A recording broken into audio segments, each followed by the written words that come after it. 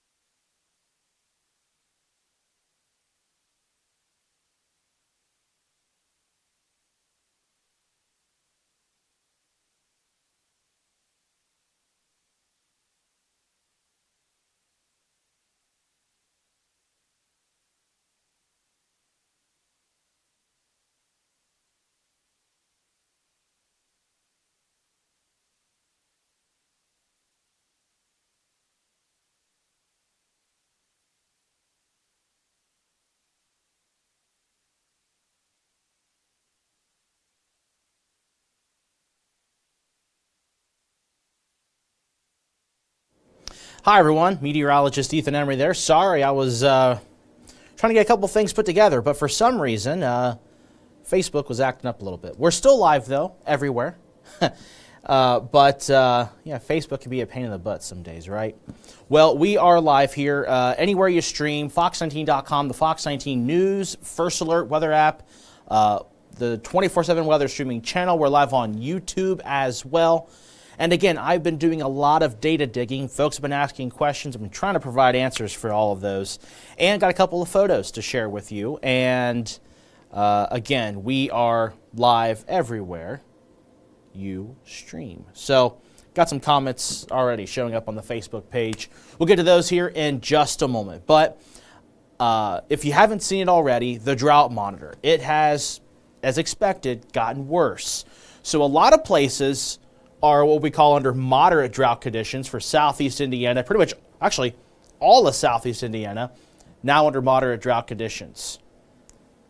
Some of this has expanded. So severe drought conditions are now present for Middletown, almost all of Warren County, all of Clinton County, almost all of Highland County, northern Adams County, and the northern tip of Claremont and Brown County, and then also southern Boone, Kit, and Campbell counties, almost all of Grant County, almost all of Owen County, and portions here of Pendleton County. excuse me, so Pendleton County under that portions of it being severe drought conditions.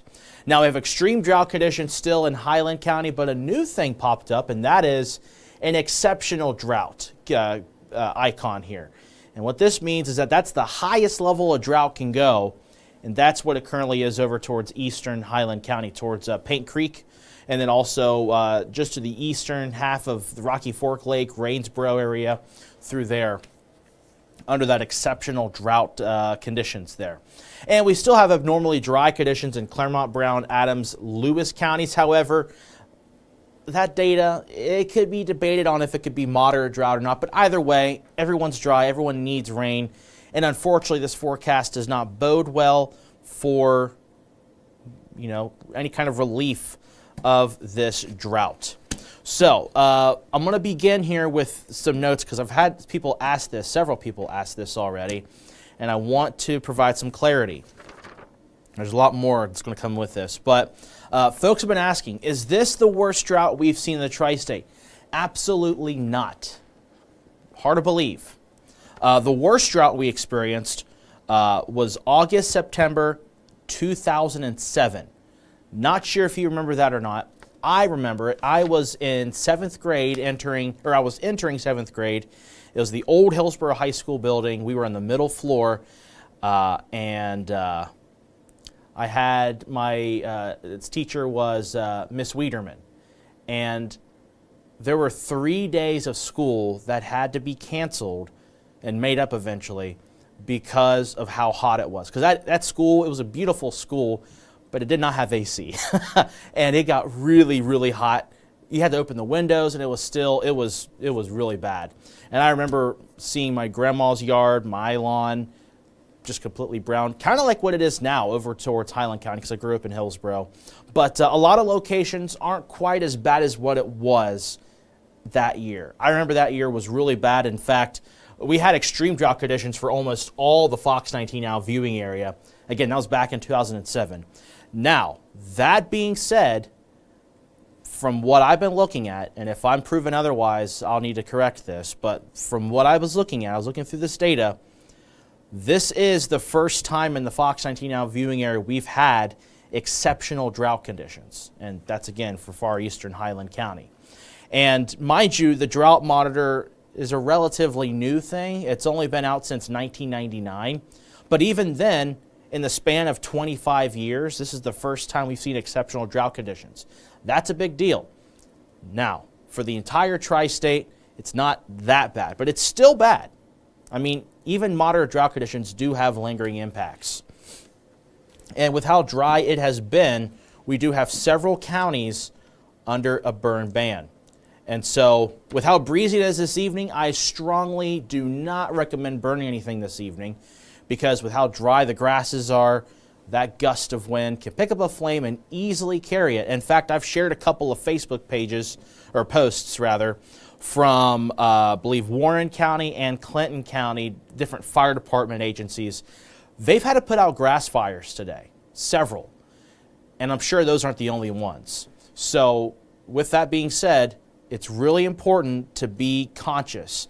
When I was out in South Dakota, we called it fire-wise. Be fire-wise. Being responsible, knowing an open flame could easily spread.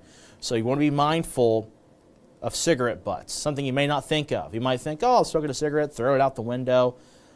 If there's a little bit of a spark with that, it could easily spread in the grassy areas. So it's just something to be mindful of. But there are burn bans. These are officially from the Ohio State Fire Marshal for Ohio, and then between emergency management agencies, between law enforcement, between, I believe, fiscal court in some counties gets involved with this stuff. But either way, the officials have county burn bans in parts of the tri-state. So in Ohio, Highland County, very obvious one being in that uncharted territory of exceptional drought here in the tri-state. Kentucky, several counties. Now last week I showed you some counties. Those have since been changed. We got Bracken, Gallatin, Grant, Lewis, and Robertson counties in Kentucky under burn bans. In Indiana, two new counties, one county from what we said last week. So Dearborn, Franklin, and Switzerland counties, all under a burn ban. So if you live in these counties, every rule is a little bit different, but obviously not to burn anything. Now, I'm unsure of each county, whether or not they're going to prosecute or what the penalties are in that regard, but best to recommend what they're saying, and best to recommend it because of the fact that, that it's a threat of property damage. And on top of that, I'm unsure of the other locations, but I do know in Hillsborough, the city of Hillsborough has a phase 2 water emergency, meaning that you're not even allowed to use your water to water the lawn, water a garden. You can't even do that because of how low the water supply is in Hillsborough and how dire the situation is out there. So again, like I said, uncharted territories for that location because of the fact that it's the first exceptional drought in the Fox 19 Now viewing area from the data I've seen. I need to look through it a little bit more thoroughly, but I'm pretty sure that is the only exceptional drought we've seen here in the tri-state. But like I said, we did have extreme drought conditions widespread back in 2007, so I wouldn't say this is the worst drought, but it is exceptionally on the, I don't want to say rarer, but it is more of an oddity compared to, of course, several years. So we've talked for about 8 minutes now about the drought and the burn bans. I'm going to give you what I typically do on 19 at 6, though I give it to you in the first couple of minutes. I'll do it now. That way, if you got plans this evening, if you're watching the baseball game, that's on Fox. Maybe you're trying to get outside and enjoy some of the, tranquil weather conditions this evening. But I do want to give you the forecast. So this is that first forecast here. So we're looking at tonight's low. Tonight's low is going to be pretty warm because of the cloud cover. It's going to act like a blanket, or if you're watching the newscast this evening, as Jeremy would say, blankie. I can't say I've heard that before on the air, but hey, it's funny. 65 degrees, the overnight low tonight here in Cincinnati. Tomorrow, we are looking at a lot of cloud cover, and that cloud cover will limit high temperatures, 83. I think most, if not all, the tri-state is dry. The exceptions would be Carroll and Owen counties might see a sprinkle or a light shower. Otherwise, I think the rest of the tri-state is not looking at any chance of rain here in the area. So the 7-day forecast, you can see here, we are looking at temperatures in the mid-80s for the majority of the next 7 days. So 83 tomorrow. It is the cooler day, the 7-day forecast, but still well above normal for this time of the year. Our average high is 79, and we're not anywhere close to that. Saturday, 87, 86 on Sunday, and then we're kind of on this, back and forth, mid-80s, just hovering around the mid-80s. And then morning lows will generally be in the low to mid-60s. And you will notice a little bit more humidity tomorrow, mind you, and that's because of the remnants of Francine. And we'll look at the Francine path, and then once we do that, we'll take a pause, look at the comments and questions on the Fox 19 Facebook page and my Facebook page, at Ethan Emery WX, and then we will continue onward. So here is post-tropical Francine. As of 5 o'clock, which this will update around 8, winds are at 25 miles per hour. This thing is pretty meager at this point, but it is still bringing a lot of showers and storms for folks over towards Mississippi, Alabama, Arkansas, western Tennessee, southern Missouri. And for us, not even going to really do much for us. So let me pull up the map real quick. Let me go back to my show real fast. I want to show you why we're not seeing very much. Because of the darn high pressure. High pressure is great when they want to do outdoor activities, but when you need the rain, not so good. So here is that post-tropical Francine right here, spinning around, bringing in rain for folks in western Tennessee, Arkansas, Missouri, southern Illinois, Mississippi, Alabama. And here's that big ridge of high pressure, big, strong ridge, really dry air mass with it. And as you can see, it's taking very extensively Toronto, Great Lakes region, down to the mid-Atlantic, all the way, well, basically to the north of Quebec. So it's, again, really dry pattern here. But it's so strong, it's acting as a barrier. So this thing is, previous models were trying to push this up in our direction. However, as I told you last week, if I recall, it was 19 at 6 on Sunday. You can look back on my Facebook and find that, and you'll hear it, that I said that this track, it will change a lot. And it's because of the placements of the highs and the lows. This is the high I was looking at, and I was concerned about of it not bringing us rain here. I was very pessimistic about the rain chances. But we did introduce them for a brief period of time because every model was agreeing with it. And then once this high started getting a little bit bigger on the model data, we had to pull back. And that is the case here. So what we're going to see going into tomorrow will be at best just thick clouds and maybe a sprinkle or a light shower here. In fact, what I'm going to do real quick is go to this forecast model. So let's go ahead and play forward in time. Now let's try to go a little bit. Notice how it stops, literally right here. That's where it stops, because if I play any further, it'll just fizzle out. But this, if anyone sees any rain, Carroll, Owen counties, maybe Switzerland County, best bet. Everyone else, though, looks to be dry. And if anyone else sees anything at all, it'll be a sprinkle. Nothing more than that. So, unfortunately, that is what we're dealing with Francine. Take a pause real quick, and what's coming up, not to tease, but I do want to let you know that I have pulled up some rainfall data, what we've seen so far this year, what we usually see, and how much of a deficit we're in. And I don't have just CVG. I've got a lot of locations here on this paper. So take a pause real quick, look at those comments, take a drink of water, and then we'll resume here just a moment. Start with Susan. Susan says, "Hi, Ethan. Hope you're having a great day. So far, it's been a great day. Been very busy. Been traveling around the area, getting some errands done, and looking good. So I had to wash my car because my car was absolutely covered in dust, and I knew that I needed to get it done because of the next couple of weeks being pretty dry. So figured now was better than never. And then what else did I do? Just doing some errands, paying bills, stuff like that.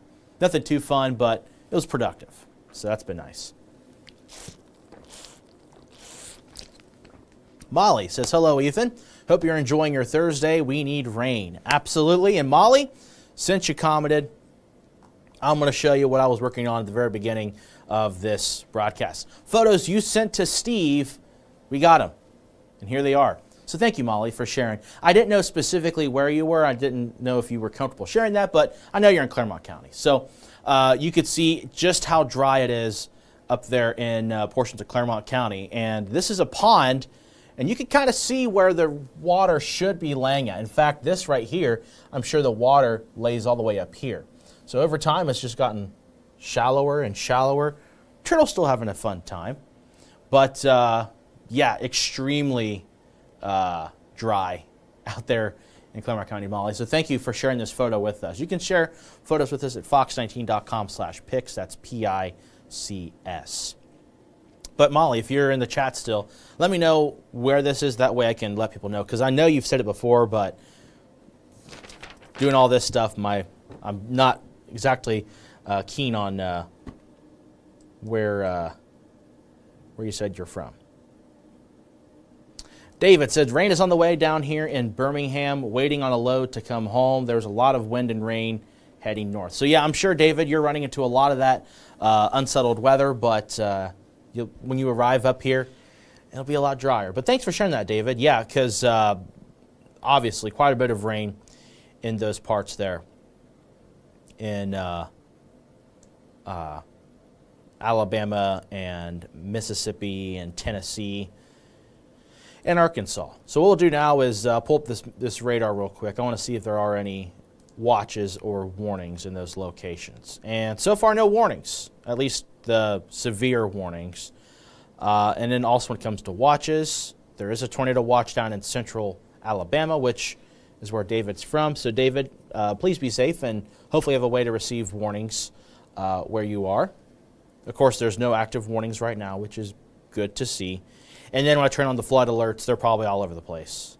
Yep, flood watches in those areas I mentioned, and then there are little blotches of warnings in Louisiana, Mississippi, Alabama, Tennessee, Arkansas. So, yeah, so no active warnings right now, so that's good to see. But, David, like I said, be careful because you are under a tornado watch down there in Birmingham, or what appeared to be near Birmingham. It did look like certainly Montgomery, but it looked very close to Birmingham too.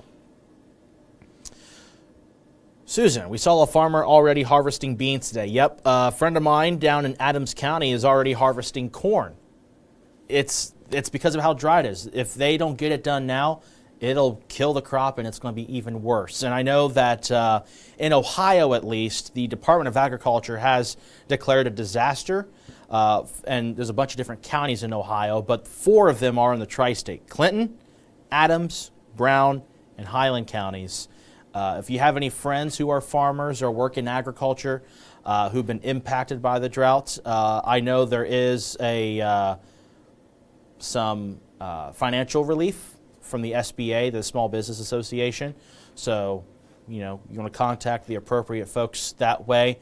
I don't know all the intricate details, but I do know it's a disaster declaration helping farmers and folks who work in agriculture that's been impacted by the drought, and the SBA is going to help out those folks. So something to keep in mind. I mean, this is something that has a huge cause and effect, not just in the short term, but also in the long term.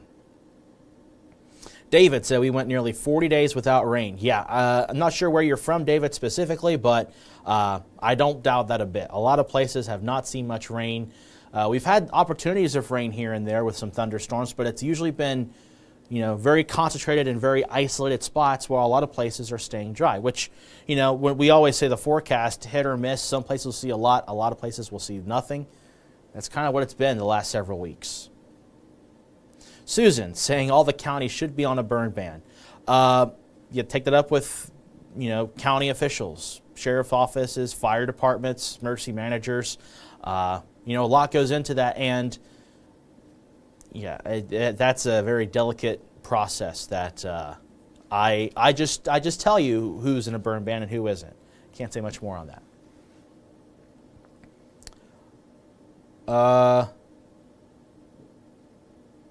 Susan said, I heard Hillsborough has 81 days of water left.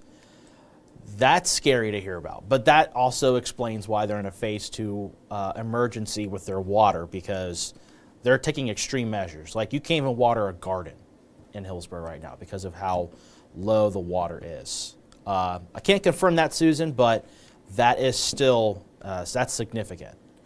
Susan also is asking Molly, do you have fish in that pond?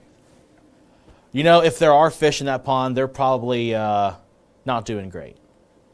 There's not a lot of water flow. But, yeah, that does not look good for fish. But it's a good question, Susan. Look at my Facebook page real quick, and then once we do that, I will resume.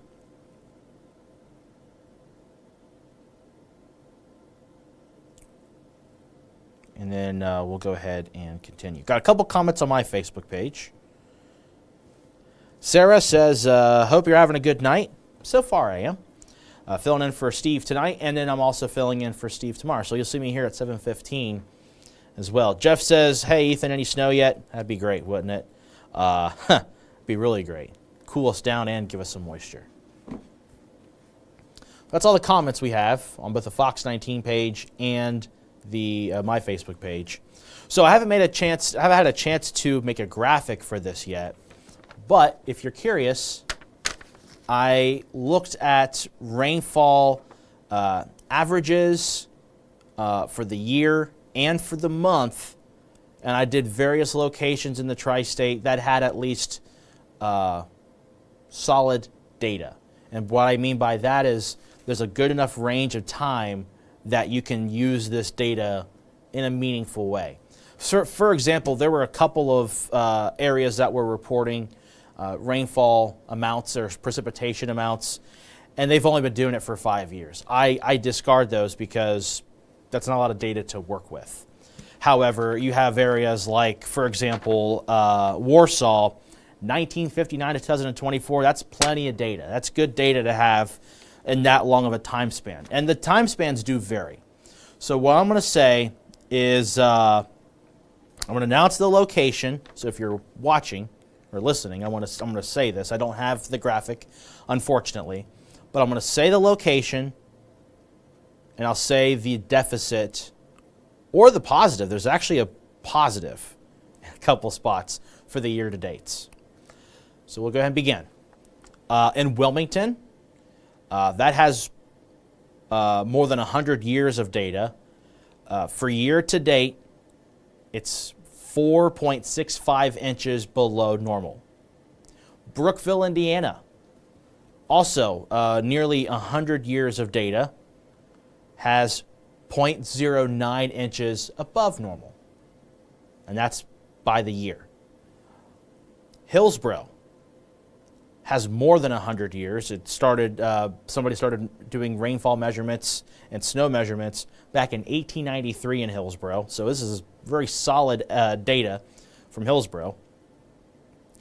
Year to date, 7.35 inches below normal. That's the biggest number here on this page. And goes to show you just how much rain Hillsborough needs. Another spot that desperately needs it, and I believe they're also now under that severe drought. Kings Mills, also more than 100 years of data. 4.89 inches below normal. We'll do Warsaw, Kentucky next. Warsaw, Kentucky. Pretty solid data. It's about 60 years roughly of data.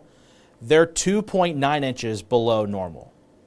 Maysville, Kentucky, more than 100 years. Again, another place with very solid data, going back to 1896. 3.23 inches below normal. One place that stands out, though, being above normal, and it's because of what happened earlier this year, Dry Ridge. Now, granted, they've only had data going for 40 years. 1984 is when they started taking consistent measurements. 7.24 inches above normal. Now, that doesn't tell the whole story. Dry Ridge, back in the spring, if you remember, had a lot of heavy rain moments, especially, I believe, April and May were very wet times here in the tri-state, specifically down in Grant County.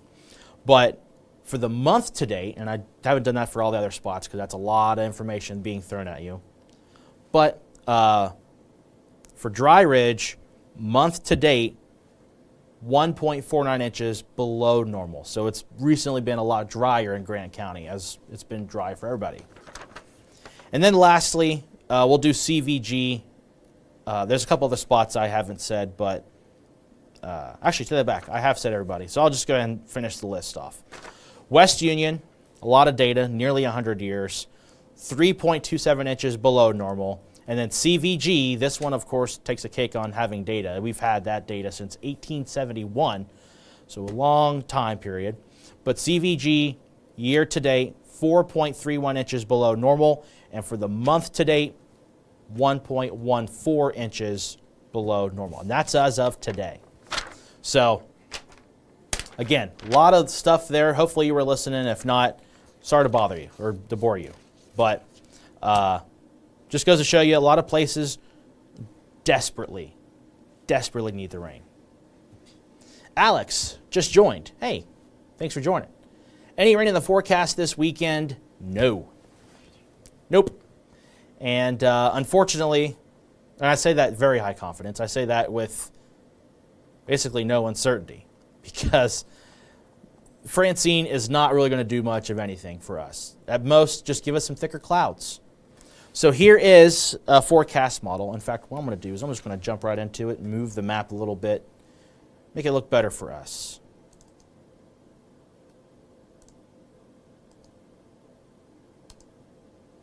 All right.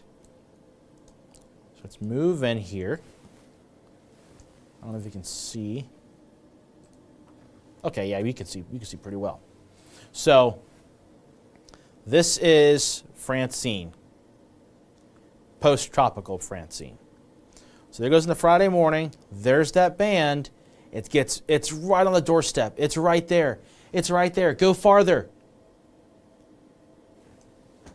Nothing. It's because of how dry the air mass is. It's that blocking high pressure that's all the way out in the Atlantic Ocean. It's that strong.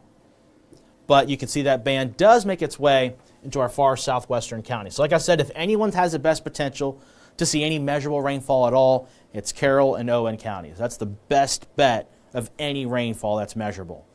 If you're in the counties around that, so let's say you're in Switzerland, Gallatin, Grant counties, you might see sprinkles or a light shower, maybe, at best. And this is Friday morning, so tomorrow morning. But if you're in Cincinnati, I don't see anything. I really don't. So we'll play this forward. And this is trying to show rain for Friday night into Saturday. I have a lot of questions with that. I think this model's overdoing it. I think what that is just thicker clouds that are still holding on. But then we go into Saturday, looking at a mix of sun and clouds. Sunday, same thing. And then look at that. We're staying dry. Now, there is a system down. In fact, since we're already out this far, let's go ahead and move this out here. This is not a tropical system. This is a low-pressure system, and it's different dynamics in how they develop. But this is a low-pressure system that basically develops in the tropics, but it's not a tropical system. It's not going to be named. It's not going to have any characteristics of a tropical storm or a hurricane. It's just going to have some rain with it, some good steady rain, and maybe some gusty winds with it. And that's for folks in the deep or in the southeast. I'm not referring to us. So play this out. This is Tuesday. And we go into Wednesday, and notice how this thing has to overcome the Appalachian Mountains. It's trying to move in our direction. It's really trying. Nothing. I hate to say that, but that's just what it's going to be. Now, I will say that our only shot, if we had any chance of rain, is going to be maybe Wednesday afternoon. Maybe.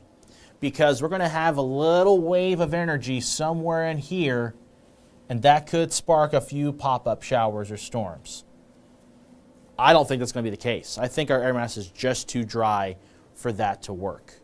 So, again, we're dry for the next 7 days. We'll play this thing out all the way. Hey, look at that. This model tries to be optimistic. It's only on the 20th. I don't foresee that. But this model does go out to the time I was wanting to say, is that Sunday, the 22nd, so not this Sunday, but the next Sunday, the first day of fall. And I do see the chance of rain then.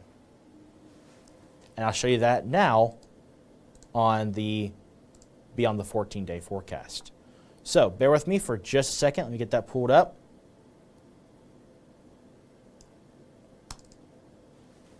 But before we do that, got a couple new comments. I want to double check those just in case if I don't miss anything. Ashley says, "Hi Ethan, how's your day going? Hope you're having a good weekend." I work on weekends, so I'll be having fun here at work. But fortunately, my mom's in town, so I get to spend some time with her for a little bit. That's always nice. And so got some plans with her. But otherwise, I'll just be hanging out here and build some fun graphics and telling some good stories. Alex commenting. So just double checking, is this the same dry weather that Arizona usually gets? That's a very, I would say no. Because their humidity levels are extremely dry. Now, could you argue that we've experienced a couple of days that might be quote-unquote desert-like? Maybe. And that's an argument. That's a debate. But I don't want to say it's like Arizona, because in Arizona, they not only, the soil they have is very favorable for cold nights and hot days, like triple digits. Whereas for us in the tri-state, our soil, though it's been really dry, we don't see triple digits on a consistent basis for a long period of time. If you're referring to the desert portions of Arizona, if that's what you're alluding to. But the humidity, the considering how dry it is, so I'm being hesitant because I don't like comparing because there are differences. You got to look at the environment, topography, soil, all those different things. So I'm going to say not to compare it to Arizona, but if you're trying to have a comparison just to have an idea, humidity levels, I would still say not quite like Arizona per se, but probably akin to that of maybe the plains, because we're not looking at extreme dry. If we had relative humidity at 10%, 15%, then we'd be discussing that a bit more. But it's not quite at that level. Again, it's semantics. I'm a little picky on those kind of things. So Alex, if you want to say it's been extremely dry, or the humidity is unusual, by all means. But I'm, as you can hear and tell, I try to avoid comparing too often, if I can try to avoid it. But Alex, good questions. I appreciate those. Roundabout way of saying not necessarily like Arizona, but if you want to say it feels like Arizona on certain days, sure. Jeff, I commented on your other page. Thanks for letting me know, Jeff. I'll check those out real quick before we reveal that 7-day. Because Jeff asked me earlier about rainfall deficits, and I was reading those off a little bit ago.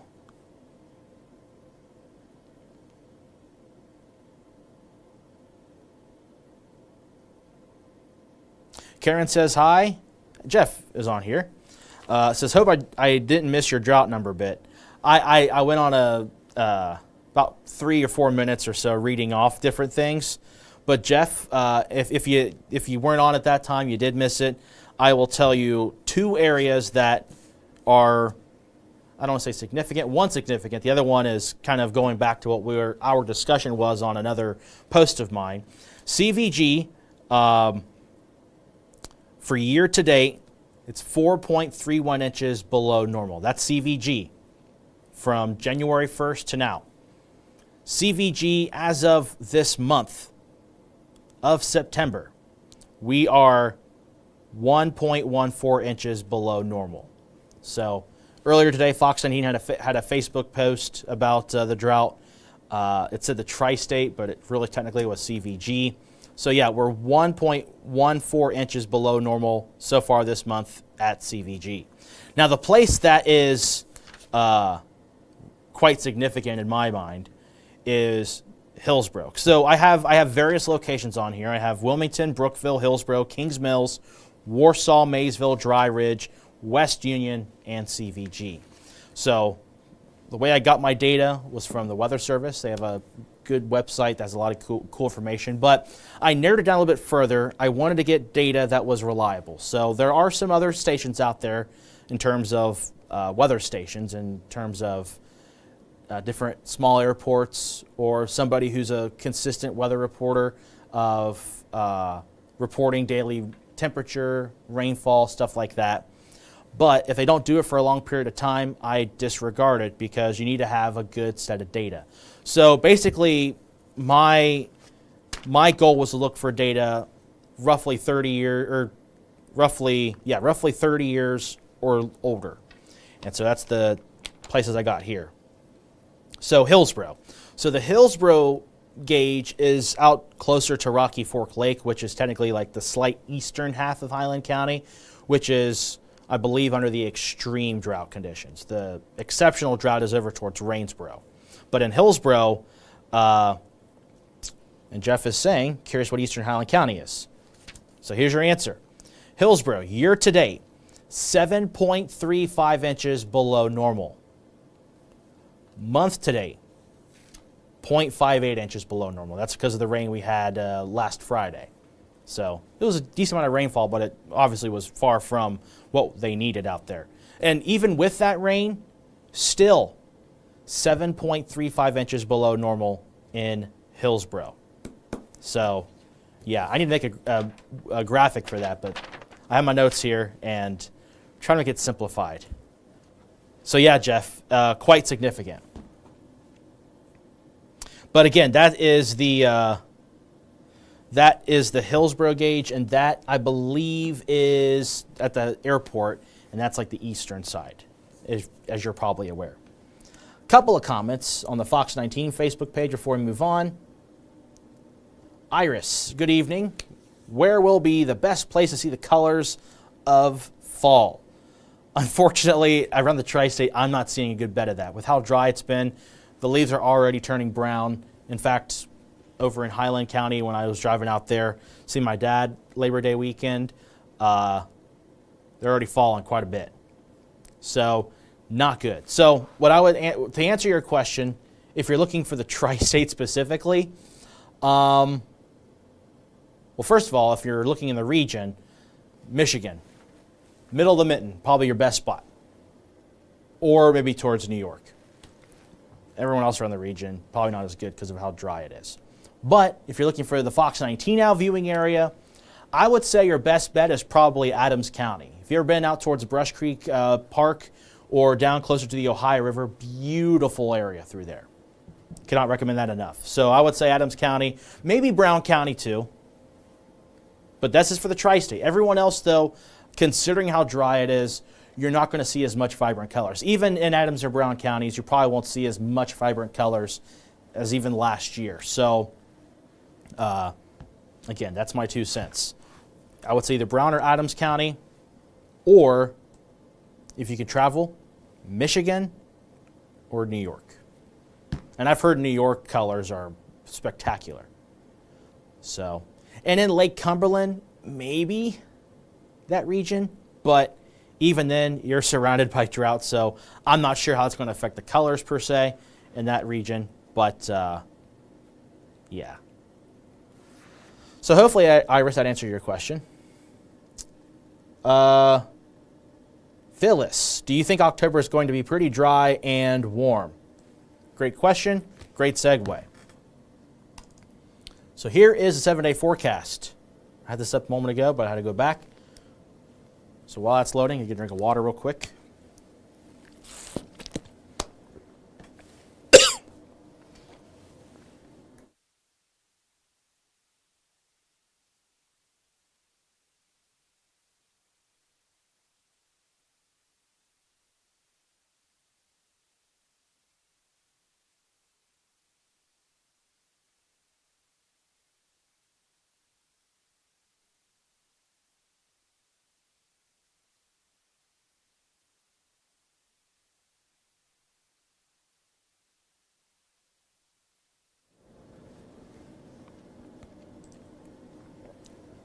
Whew.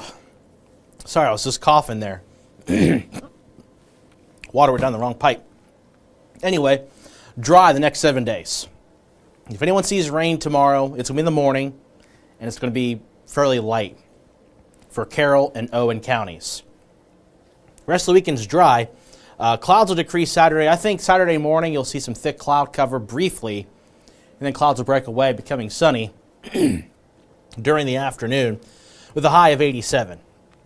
Then we're going to be stuck in the mid-80s, kind of in this trance of mid-80s from basically Sunday all the way through next Thursday. And then lows will be into the lows to mid-60s through that time period. Now, I just updated this beyond the 7-day. There are some questions about rain chances. I didn't delete those things that Steve puts up.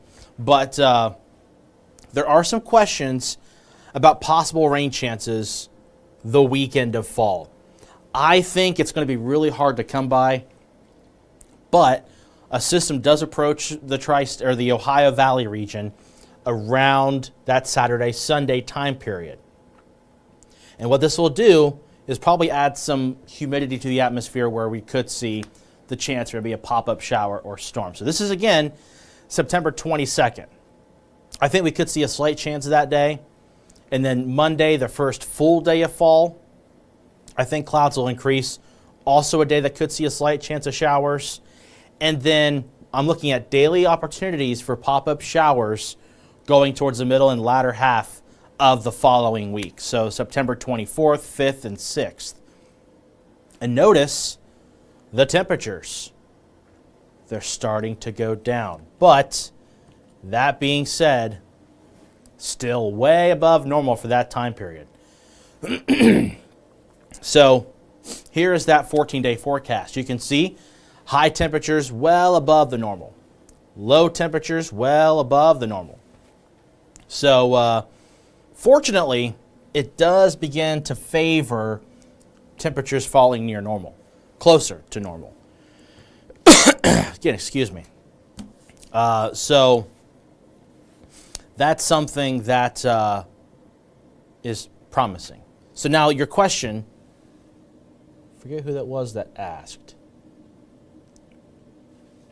Let's go real quick. Oh, here we go, Phyllis. Asking about October going to be pretty dry and warm. So to answer your question, I think that beginning of October, we could see the opportunity for rain in the area. So I don't have a map from the CPC to prove this because that data is actually kind of old. So let me try to find it with this temperature map here. I usually show this out. It shows the next 10 days. It's one particular forecast model. So we'll play this out. So we go to Friday.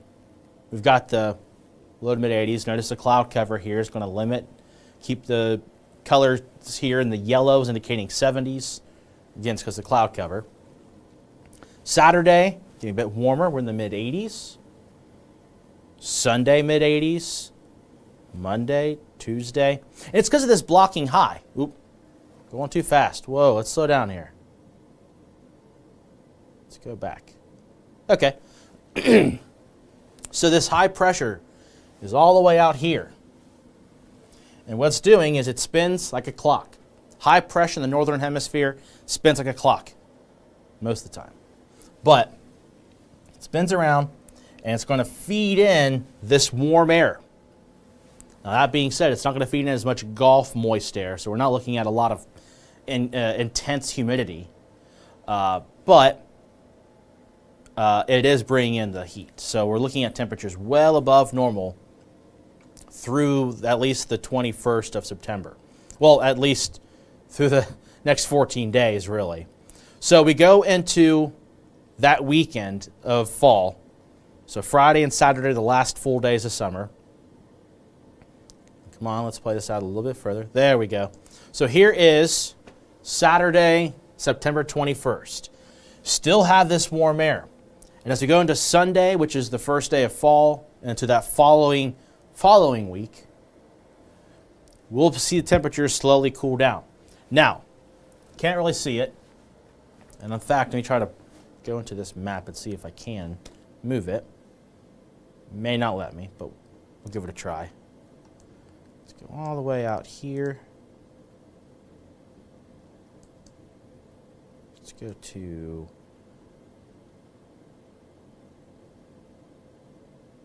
And it only go out to Saturday evening with the colors. Okay. So, we've got this big area of cooling here. This looks to spin around over us late September, early October. So I think that early October we are going to look at a little bit of a cooler pattern. Not cold, but cooler, more seasonable with temperatures. So probably low to mid 70s for highs. And this is really far out, so this is going to change a lot. I'm just telling you my thoughts that you asked. So early October, we could be looking at temperatures a little bit more comfortable, more up to speed with what you typically see in October. But it looks like around the second week of October, we could bounce back into a little bit of a warmer pattern, but nothing of this significance. And with those changes, we could see some rain opportunities with it as well. So that is about the best I can say, because that far out, the data gets really, really messy. But I was looking at some data before I came up here, And the week after fall looks like a pretty good indicator for increased rain chances. Doesn't look significant, doesn't look like anything heavy, but there are consistent days that do show opportunities of rain.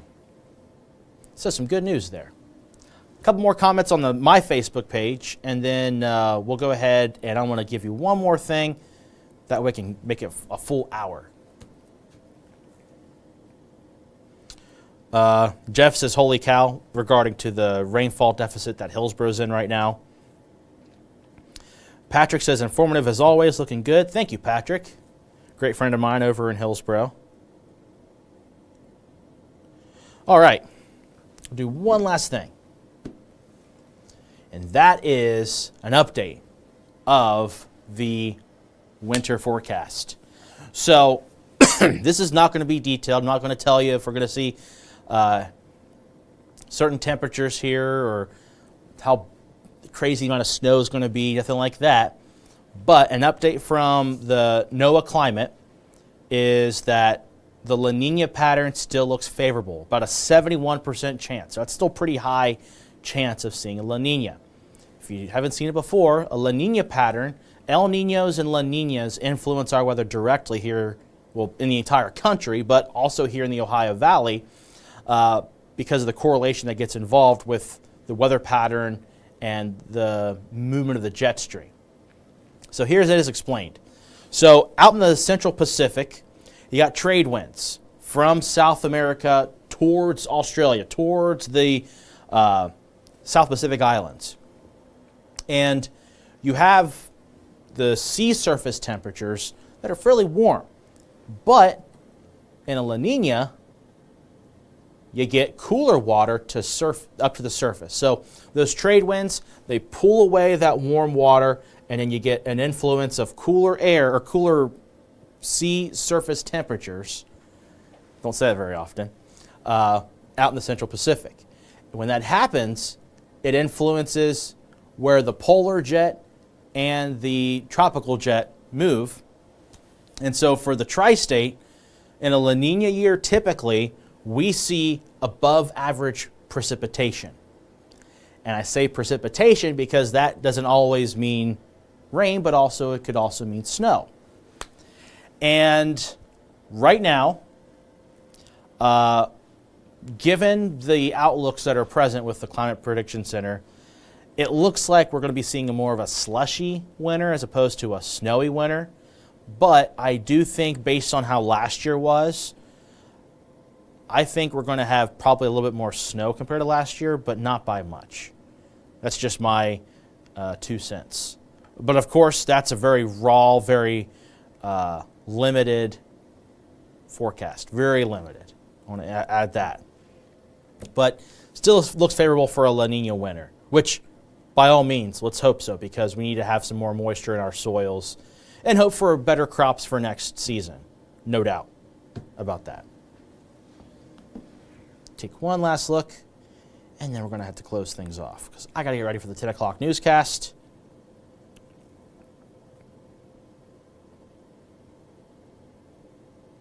No more comments on my Facebook page. Okay, so one last look at the 7-day forecast. Again, it is DRY dry. Now, the only chance of rain we're going to see, there we go. The only chance of rain we're going to see is tomorrow morning for Carroll and Owen counties. And that's it. Everyone else looks to be dry. So there's that 7-day forecast. Don't forget we have the Hell is Real rivalry coming up on Saturday. Looking dry for that. Make sure you're staying hydrated, staying cool, as that game should be under clear skies when kickoff is set at 7:30. And then Tuesday, the Reds are back in town. Looks warm for that too. Partly cloudy, 83 degrees by next Tuesday. And by the end of next week, going into the first week or the first days of fall, we begin to see temperatures get a little bit cooler, still above average, and also with the opportunities for rain. Of course, that far out, a lot can change, and of course, we can give you updates on that on the Fox 19 First Alert Weather app, as well as anywhere you stream, including the Fox 19 First Alert 24/7 weather streaming channel. So that'll do it here for our Thursday edition of our 7:15 weather streaming show. Thank you all so much for joining us. Again, tomorrow I'm filling in for Steve as well, so I'll be here on 5, 6, and 10, as well as here on 7:15 streaming show. So thank you all so much for joining us. Have a great Thursday evening.